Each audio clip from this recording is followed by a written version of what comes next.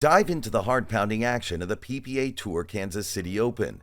Get ready to relive every exhilarating moment as we take you on an unforgettable journey through the epic event recap.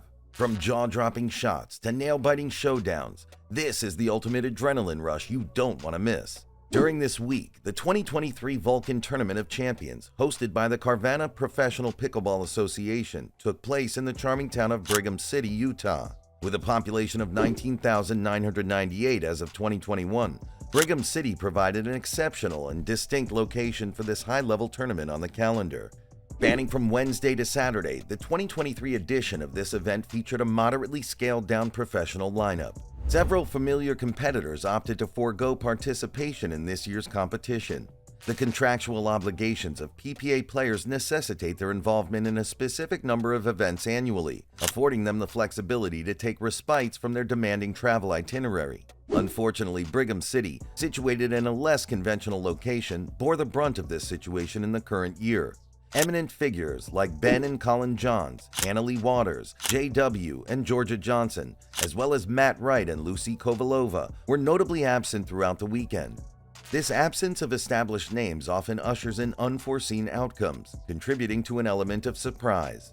The singles brackets remain a platform for emerging talents to shine. We're consistently receiving updates from these rising stars. A notable example is 17-year-old Quang Duong, ranked number 20, who made a significant impact by defeating Seattle semifinalist number 13 Ryan Eveloff in the initial match.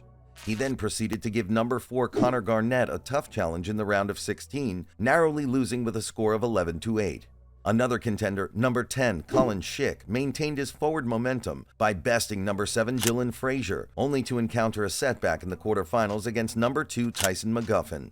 Nonetheless, it was number 22 Christopher Hayworth who orchestrated the most unexpected surge, capturing attention as a former tennis player from Oklahoma State who has transitioned to the realm of professional pickleball. With a background in pro sports, Hayworth showcased his determination. He started by breezing past number 11 Hayden Patriquin in the initial match, followed by a commanding victory over number 6 Ryan Sherry with a score of 3-3 in the round of 16. The real shocker came when he triumphed over number 3 Devilliers in the quarterfinals, securing himself a spot in the semifinals and a guaranteed shot at a medal. Hayworth put up a valiant fight against number 2 Tyson McGuffin in the winner's bracket semifinals, but ultimately fell short. Despite appearing fatigued, he gave his all in the bronze medal match, which he lost 1-2. Hayworth's impact throughout the week was undeniable, leaving a lasting impression on the tournament. The pinnacle moment of the tournament was when number 4 Connor Garnett secured the most thrilling match, prevailing over number 1 Federico Staksrud with a 14-12 victory in the decisive third game, setting the stage for a shot at the gold. In the final showdown, he faced the consistently formidable McGuffin, who navigated a relatively straightforward route to the championship match. The gold medal clash saw McGuffin concluding a busy Sunday by triumphing over Garnett in 2 closely contested games, with scores of 6 and 10. This marked Tyson's 6th singles title on the tour, breaking a year-long championship drought. Final standings: gold, Tyson McGuffin; silver, Connor Garnett; bronze, Federico Staksrud.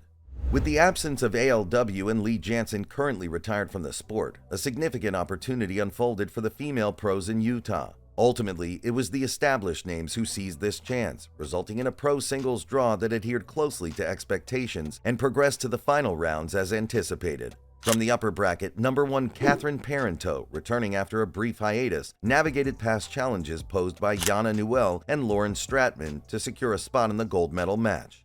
In the lower bracket, number 2 Simone survived a tiebreaker in her opening match, subsequently breezing past Sherry and Ricardo, and then overcoming number 3 Irina Tereschenko to earn her place in the final. Stratman was awarded a walkover in the bronze medal match, making her 2nd consecutive third-place finish in as many PPA events. In the championship match, Parenteau swiftly defeated number 2 Devilliers with scores of 2 and 6, clinching her 4th singles title of the year and 9th overall in her career. While Devilliers continues her quest for a maiden PPA singles title, she secured her 10th career singles medal.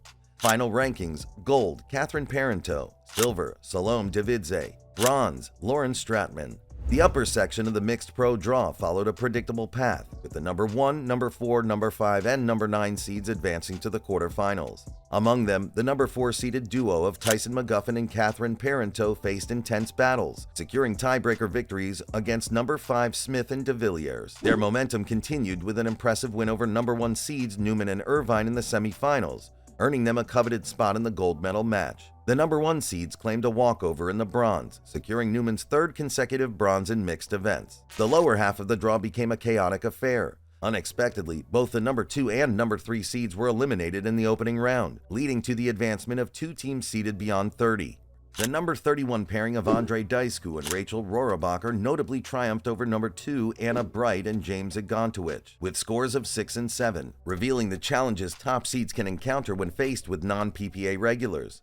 The number 3 seeds Vivian David and Thomas Wilson withdrew at the last moment, allowing number 35 seeds Eduardo Irizarry and Alejandra Lopez Barobia to make surprising progress in the draw.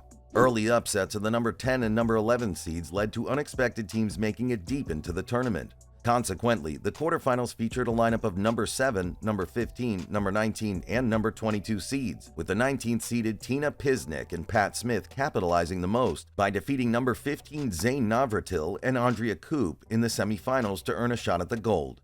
In the ultimate showdown, McGuffin and Parenteau demonstrated their prowess, outmatching the seasoned team of Smith and Pisnik. Leveraging some challenges that Smith was contending with, they secured a 7-5 victory to claim the championship title. Despite the loss, this outcome stands as Pisnik's most impressive achievement, potentially leaving those who doubted her MLP drafting to rue their decision. Final rankings: gold, McGuffin and Parenteau; silver, Smith and Pisnik; bronze, Irvine and Newman.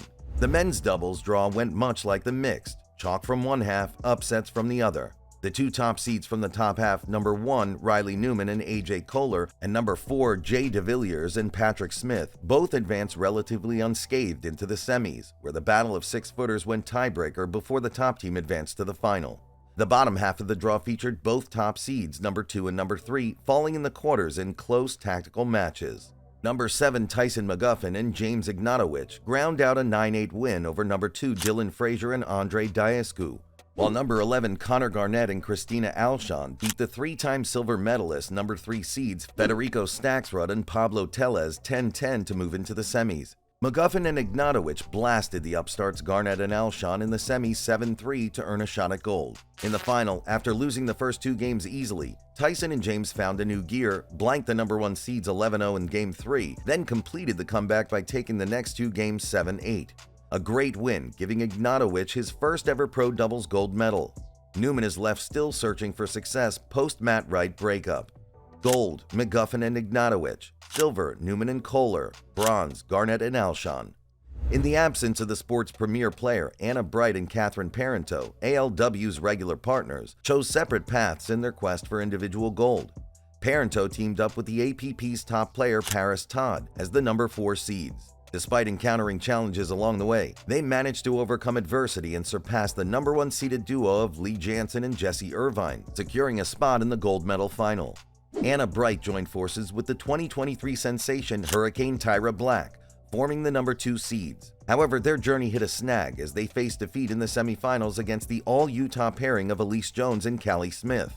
Jones and Smith's resilience shone through, recovering from a rocky start in their quarterfinals match against number 11 Pisnik and Koop, who initially surged ahead with an 11-1 lead before Jones and Smith fought back to advance. In the championship showdown, the hometown favorites clinched the first game, but Parenteau and Todd seized control, securing victory in the subsequent 3 games to claim the gold. Parenteau's triumph marked the completion of a Triple Crown achievement for the weekend, adding to her career accomplishments. This win marked her 2nd career gold medal, the first being in Charlotte in May of 2022.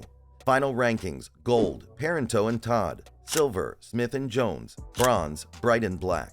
Winner of the men's champions pro singles Paul Olin, a pro hailing from Maryland, confidently secured the title by defeating Lee Spanagle in the final with a score of 0-6.